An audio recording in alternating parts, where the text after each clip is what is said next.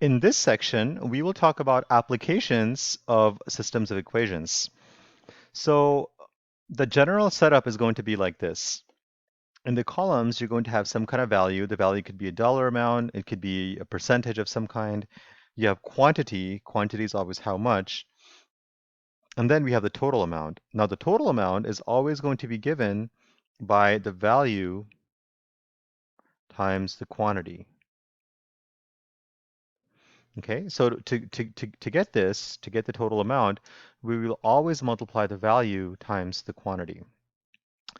Then we have our first variable, our second variable, because remember, in a system of equations, we need to have two equations and two variables. So we got variable 1, variable 2, and then we have a total row. So the columns go vertically and the rows go horizontally. Here's an example. A bank loaned out $21,500, part of it at a rate of 11%, and the rest at a rate of 4%. If the total interest earned for both loans was $1,035, how much was loaned at each rate? Now, first thing we have to do is we have to always define the variables. Okay, so it says a bank loaned out 21,500, some of it at a rate of 11% and the rest at a rate of 4%. The question is how much was loaned at each rate? The variables are always based on the question. How much money is loaned at each rate? So we know that our variables are going to represent an amount. That's going to be a quantity. And the variables are going to represent the amount of money that was loaned out at each rate. So we're going to let x equals to the amount that was loaned out at the rate of 11%.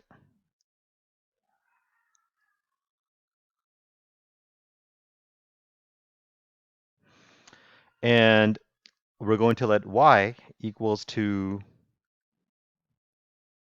the amount that was loaned out at 4%.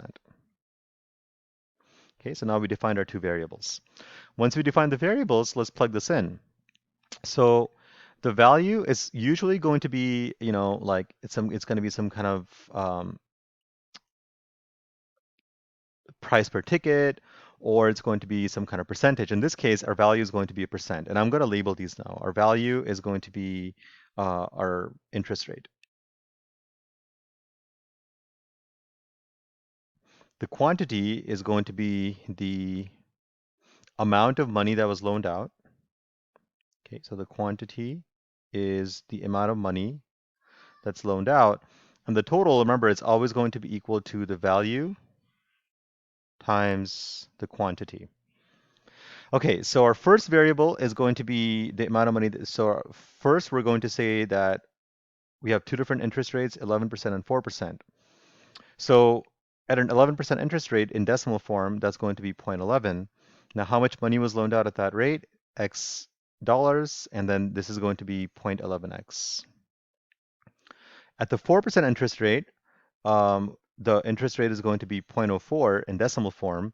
The amount of money that was loaned out is y. And if you multiply the value times the quantity, we are going to get 0.04y. Now we go to the total row. Not everything in the total row will get filled out. Okay, but let's go through and see if we have anything. Is there a total like interest rate? So we don't. We either have an 11% or a 4%. So here we're going to put nothing. That's going to be blank. We don't have a total interest. We don't have a total interest rate. Do we have a total amount of money? We do have a total amount of money. And oops, sorry about that.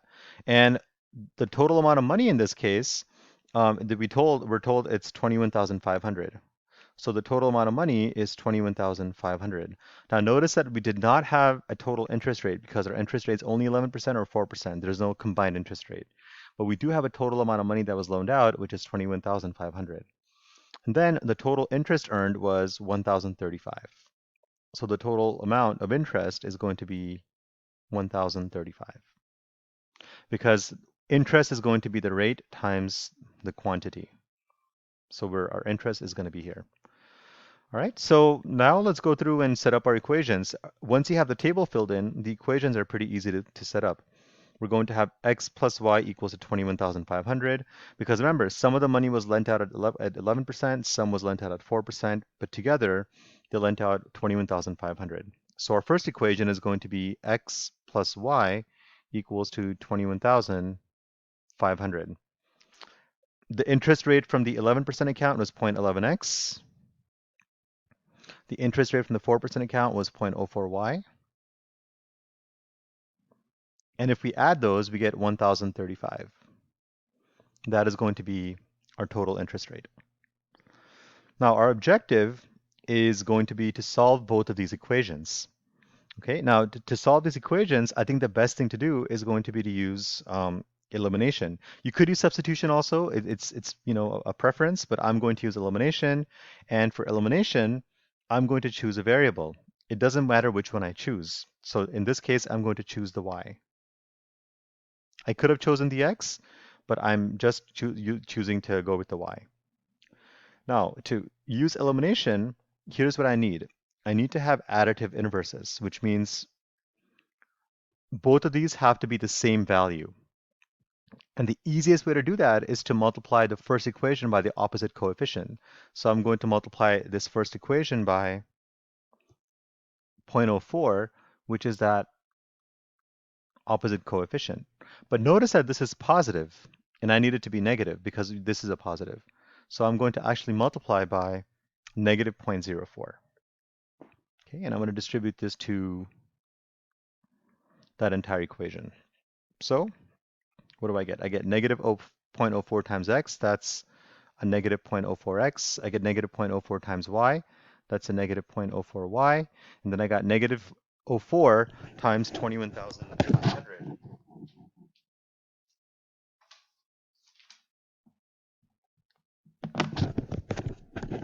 Okay, so I have 21,500 times negative 0.04.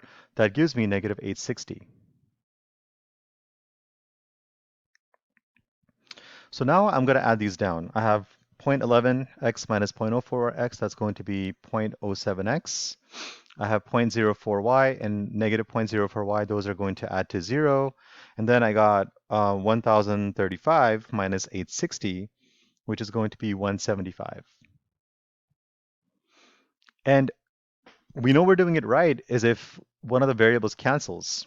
One of them adds to 0, the one we chose.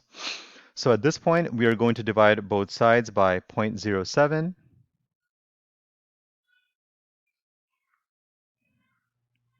And if I take 175 and I divide that by 0.07, I'm going to get 2,500.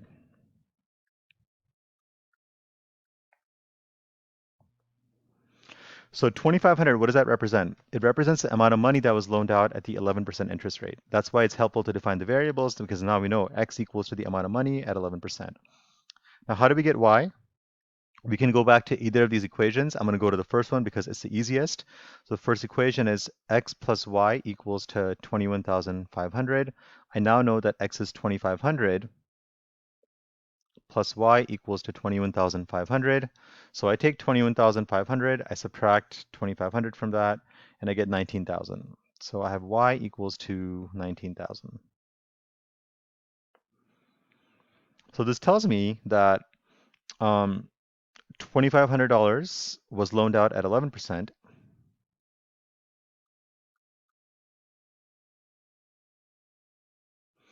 And y is 19,000, so y is the amount of money at 4%. So $19,000 was loaned out at a rate of 4%.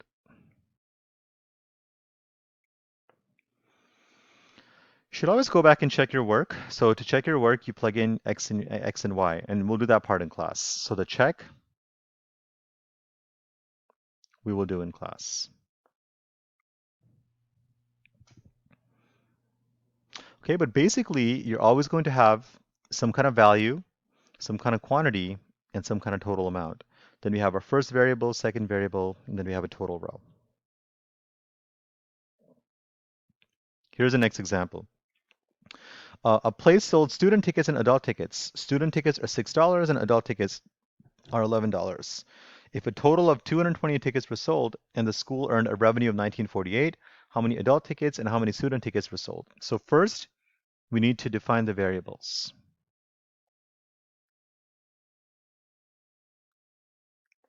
we need to define the variables. So um, it says that there are two types of ticket. We have student tickets and we have adult tickets. And the question says how many adult tickets and how many student tickets were sold. The variables are always what we're looking for. So the question says we got adult and student tickets. So we're going to let X equal to the number of student tickets. And we're going to let Y equal to the number of adult tickets.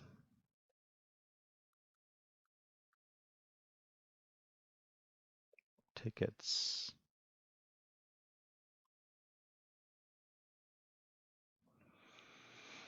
Okay, so now we know what our variables are. That's what we're looking for. Student, so I'm going to label these. So my first variable is going to be student tickets. My second variable is going to be adult tickets. My value is going to be the price per ticket. The quantity is going to be the number of tickets sold. And the total amount is always going to be the value times the quantity. Okay, so what's the values? So student tickets, how much do they cost? They're $6 each. How many did we sell? It says let X equal to the number of student tickets sold. So if we multiply 6 times X, we get 6X. How many adult tickets did we sell? So we sold Y number of adult tickets and they each cost $11. So the value of the value per ticket is going to be $11. We sold Y of them, and so this is going to be 11Y. Now let's take a look at the total row and let's see, do we have something for each of these spaces? So do we have like a mixed ticket? Do we have some kind of like hybrid ticket?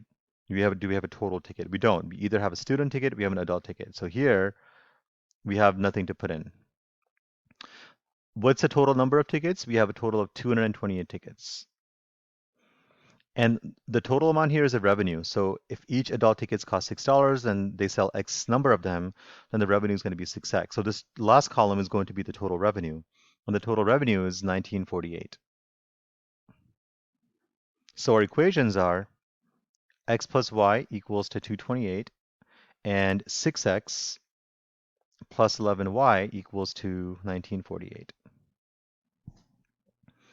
You can solve this using elimination. You can solve this using linear combination. It doesn't really matter. I'm going to use linear combination. So I choose a variable. I'm going to choose the x's. I have a 6x here, so I need a 6x there, which means I multiply the entire top equation by 6. But if I multiply just by 6, then I don't get a negative. So I'm going to multiply by negative 6. And if I distribute this, I get a new equation. That's going to be negative 6x minus 6y. And if I multiply negative 6 times 228, I'm going to get negative 1368. Okay, and I add these down. So I have 6x minus 6x, that is going to be 0. 11y minus 6y, that is 5y. And then I have 1948 minus 1368, that's going to be 580. Then I divide both sides by 5, and that gives me y equals to 116. Now, what does 116 represent? It helps us to define the variables. It says y equals to the number of adult tickets. So we have 116 adult tickets that were sold. We still have to find the number of student tickets. So we can use either of these equations. I'm just going to use the first equation that says x plus y equals to 228. Y is 116, so I get x plus 116 equals to 228. And if I subtract 116 from each side, I'm going to end up with x equals to 112. So we sold 116 adult tickets, and we sold 112 student tickets.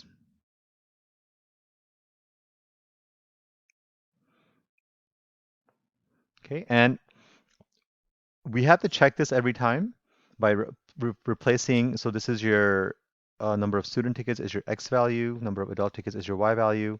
So if you take x, replace it with 112, if you take y, replace it with 116, that table should make sense. And we'll do that part in class. So that the check, we will do in class. And this last example, we will also do in class.